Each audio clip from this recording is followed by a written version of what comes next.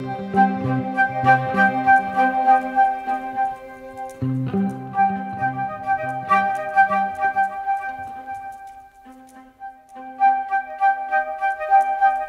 Bono también al remate. Centra Suso, la pelota pasa al segundo palo, el cabezazo de Jong, se va a perder por línea de fondo, lo evita Oscar, el cuero que se va al lateral, Nesiri, la deja para Bono. مرحبا وتحياتي للجميع. اكيد كلكم كتعرفوا او الاغلبيه منا كيعرف نادي اشبيليا، كيعرف اف سي سي في، كيعرف ان كيلعبوا فيها لاعبين مغاربه اللي كنتمناو لهم حظ موفق في المونديال ديال قطر 2022. ياسين بونو، منى الحدادي، النصيري، كلنا كنعرفوهم انهم لاعبين ديال اف سي سي في. اف سي سي في اللي تاسس سنه 1890، عنده الملعب ديالو اللي معروف في مدينه اشبيليا عاصمه ديال الاندلس، وهو ملعب رامون شانشيز بيسخوان. هذا الملعب هذا معروف يعني دخل العالميه من حيث انه فيه واحد اللوحه عباره على الشعار ديالو، لوحه كبيره بالخزف او اللي كيتسمى محليا في اسبانيا الخرافي. هذه اللوحه هذه رسمها مغربي. يا ترى شكون هو هذا المغربي صاحب هذه اللوحه، صاحب القطع النقديه المعروفه في المغرب، الطوابع بريديه وجوائز عالميه من مثابه الاوسكار، وهو اللي صممها وصوبها؟ شكون هو يا ترى هذا السيد؟ فنان عالمي، ممكن تلقاه في اكبر لي زونسيكلوبيدي، مع بيكاسو، مع موني، مع فان غوغ، مع الرسامة الكبار. سي أحمد بن يوسف أطال الله عمره، ولد بمدينة تطوان 26 أكتوبر 1945، وتربى هو كيعشق الفن التشكيلي، وكثير ما كان كيضايق والديه الحاج محمد بن يوسف والحاج درقية، لأنه كان كيمشي ياخد صباغة ويرسم في الحيوطة ويجلخ ويرسم في الأتات.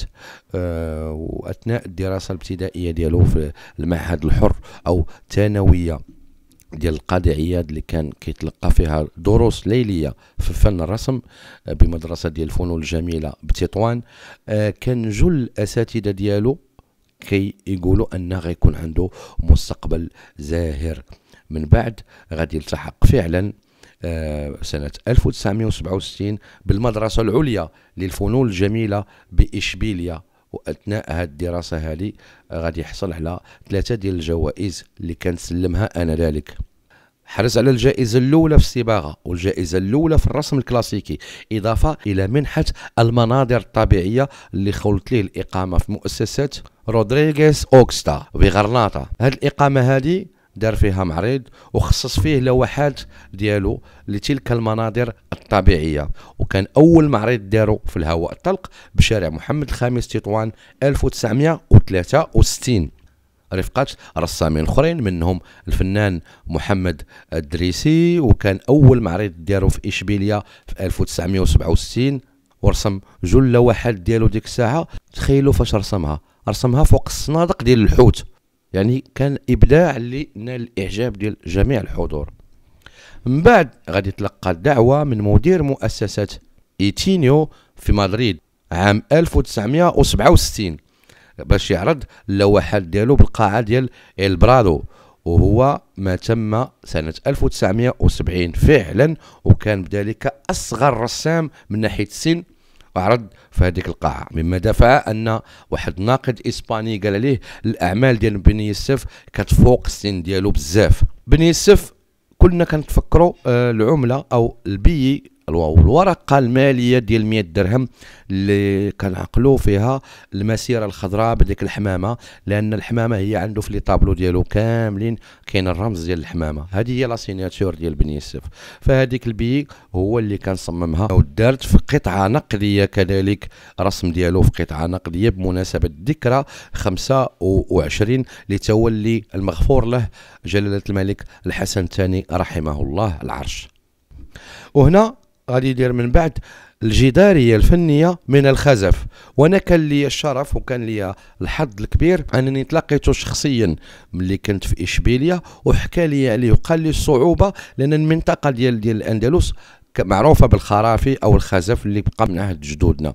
فقال لي الصعوبه ديال هذاك الرسم في الخزف ان ما كيبانوش لك الالوان، يعني ملي كتكون كترسم فوق هذاك الزليج ما كيبانش لك هذا احمر هذا صفر هذا خضر، فخصك انت يعني بواحد الطريقه فنيه كبيره كتعرف لي ميلونج ديالهم شنو غادي يعطيوك، حتى كتدخل الفران وكتخرج من الفران عاد كيبداو يوضحوا الالوان وعاد كيبداو يبانوا.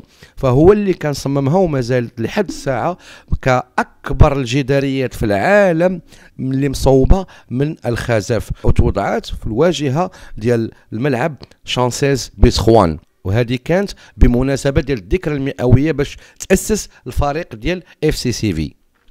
ومعروف كذلك ان فناننا الكبير بن يوسف هو اللي نجز منحوته كرمز لجائزه رسميه سنويه كيسلمها العمده ديال اشبيليه لابرز الشخصيات العالميه. شكون اللي فاز بهذه الجائزه؟ مثلا فاز بها كل من كوفي عنان الامين العام السابق ديال الامم المتحده، والممثله الامريكيه ماري فارو، وكذلك فاز بها إدوارد دي سوسار حاكم ولاية الأمازون ورئيس الحكومة التركية طيب رجب أردوغان. هادو كلهم في البيوت ديالهم غادي تلقاو منحوتة لصوب بن يوسف المغربي. كنتمنى من ربي يعطيه صحيحته ويطول لي عمره، وتحية لكم وكنشكركم بزاف اللي تبعتوا معايا هذه الحلقة هذه.